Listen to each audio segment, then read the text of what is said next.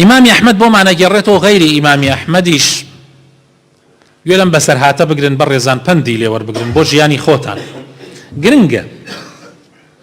ئیمامی ئەحمەد ئەیگێڕێتەوە و غەیری ئیمامی ئەحمەدیش لە ئەنەسی کوڕی مالکەوە ئەفەرمێ ڕۆژێکیان لە خزمەت پێغەمبەر صلی الله عليه وسلم دانیشت بووین. پێغەمبەری خوا صلی الله عليه وسلم فەرمووی مسلمانان هەر ئێستا کابرایەک ئەهلی بەهەشت دێتە ژووری مزگەوتەوە. هەر ئێستا کابرایەک دێتە ژوورەوە ئەهلی بەهەشتە.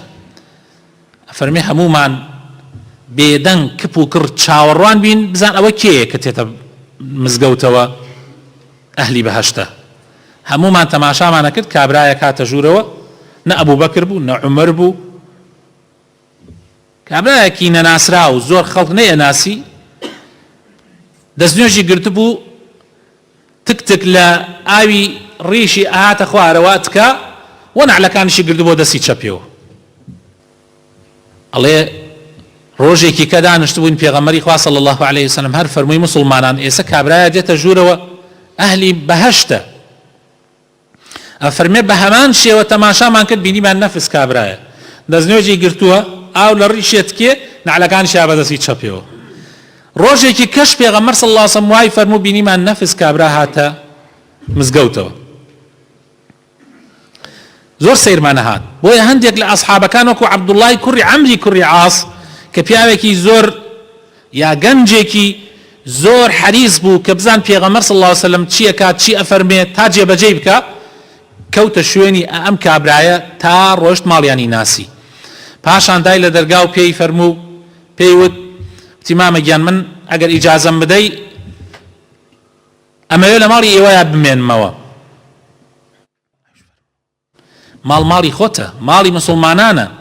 فەرموو سێ ڕۆژ و سێ شەو ئەم پیاوە ئەم گەنجە جوانە لە خزمەتی ئەو پیاوەیە مایەوە، مراقەبەی ئەکرد بزانم ئایا چەندێک شەو نوێژی ئەکات چی ئەکات چی ناکات، مراقەبەی کرد سێ ڕۆژ و سێ شەو. پاشان بینی شتێکی وا ناکە. یعنی ئەسڵەن عەبدوڵڵای کوڕی عومەر بە ڕۆژ دائیمەن بە ڕۆژوو بوو، بە شەوی شەو نوێژی ئەکرد نە ئەخەوت هەر قورئانی خوێنا.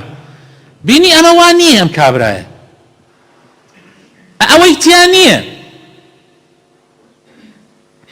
بۆیە سەیری هات سەری سوورما. دوای سێ ڕۆژەکە فەرمووی مامە گیان ئێمە لە خزمەت پێغەمبەرا دانیشتو بووین صلی الله عليه وسلم سێ ڕۆژ ئاوای فەرمووی ئێستا کەسێ دێتە ژوورەوە ئەهلی بەهەشتە، هەر سێ ڕۆژەکە تەماشامان کرد تۆ هاتیتە ژوورەوە، بەس پێم بڵێ تۆ چی ئەکەی وا تۆ ئەهلی بەهەشت بی؟ ئەوەندەی من مراقەبەم کردی چاودێریم کردی تۆ شتێکی وا ناکەی لە ئێمە زیاتر. فەرمی وەڵڵا هەرەوەیە کە ئەیبینی بەخوا من هیچ خۆمم نەگۆڕیە، ئەوە نییە بڵێ شتێکم کردبێ لەبەر تۆ نەیکەم، هەر ئەمەیە کە ئەم بینی. ئەڵێ عەبدوڵڵاش کەوتە ڕێ، پاشان هات بڕوا لە دواوە بانگی کەوتی وەرەوەرە گەڕایە دواوە.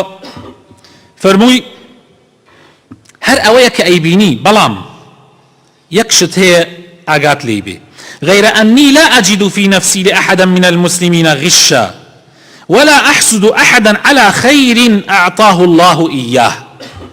فرموي هر أويك أي بيني بلام لظلما من برامبر بحيث مسلمانيك غش ناپاكي منية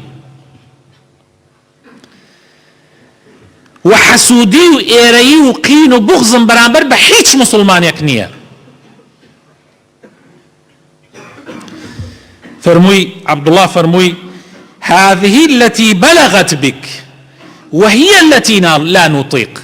فرموي أمية كجيان توي جيان دوتا أو بلايا كإيمان ناتوانين بقينا أو بلايا. برزان ضل باكي زور جرنجة زور جرنجة. إنساني مسلمان أبي زور حريص به لو يدلي باك به لحقدو لبغض برانبر با خلقان يتر. برسيارا لبيغمبر كر صلى الله عليه وسلم أي الناس أفضل وتيان أي بيغمبر إخوة زورك لأصحابي بيغمبر صلى الله عليه وسلم أم برسيارا أكرت ئەم ئەصحابەیە پرسیارەکە ئەی پێغەمبەری خوا باشترین خەڵک کێیە؟ پێغەمبەری خوا صلی الله عليه وسلم فەرمووی كل مخموم القلب صدوق اللسان، فەرمووی هەر کەسێکی مەخموم القلب زمان ڕاستگۆ.